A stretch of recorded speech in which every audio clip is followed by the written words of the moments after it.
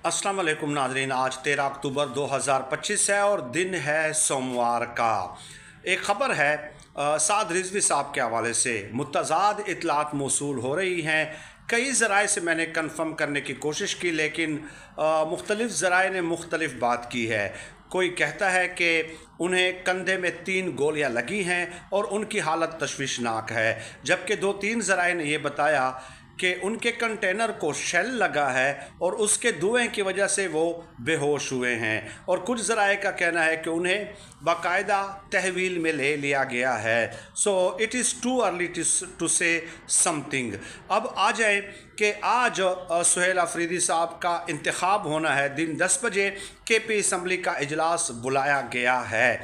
अब इसमें मैंने आपको गुज़श्ता वीडियो में बता दिया था कि गवर्नर KP के फैसल करीम कुंडी ने उनका इस्तीफ़ा जो है वापस कर दिया है कि दस्तखत जो है वो मैच नहीं करते। लेकिन अब इसके अंदर ऑप्शन 2-3 हैं। मेरी कई ज़राए से बात हुई। एक तो यह है कि कोई इस्टेब्लिशमेंट का नुमाइंदा या कोई भी बंदा या हुकूमत का नुमाइंदा, वफाकी हुकूमत का नुमाइंदा पेशावर हाई कोर्ट जाकर दरख्वास्त देगा कि अभी तक अली अमीन गंडापुर का इस्तीफ़ा मंजूर नहीं हुआ, तो आइनी प्रोसेस मुकम्मल नहीं हुआ, इसलिए इनका इंतखाब सुहेल अफरीदी का इंतखाब रोका जाए। एक तो ये है। दूसरा यह है कि पेशावर हाई कोर्ट में KPK की हुकूमत भी जा सकती है कि ये गैर आइनी इक़दाम किया है उसने, गवर्नर ने, क्योंकि उनके पास ये इख्तियार है ही नहीं। अली अमीन गंडापुर अलविदाई मुलाकातें कर चुके हैं, CM हाउस छोड़ चुके हैं, वीडियो बयानात जारी कर चुके हैं, अपने हलके में जा चुके हैं, ये सब कुछ कर चुके हैं। तो उन्होंने तो कंफर्म कर दिया है, लेकिन बहरहाल गवर्नर इसको तस्लीम नहीं कर रहे।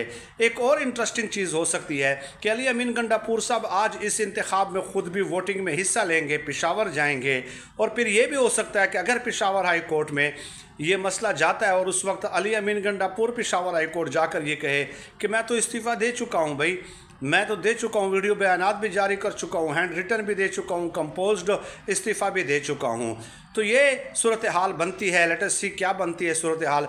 लेकिन तहरीक इंसाफ के जो रहनुमा है उनसे जो मेरी बात हुई, उन्होंने ये कहा कि हमें यकीन था कि गवर्नर उनका इस्तीफ़ा कबूल नहीं करेंगे, हम ऐसा सरप्राइज़ आज देंगे कि गवर्नर का और वफाकी हुकूमत को काफ़ी अफाका हो जाएगा।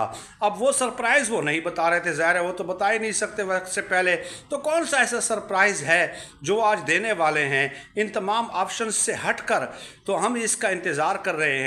ज़ाहिर है ये भी कप्तान के टाइगर्स हैं, इतने आसानी के साथ तो हथियार डालने वाले नहीं हैं।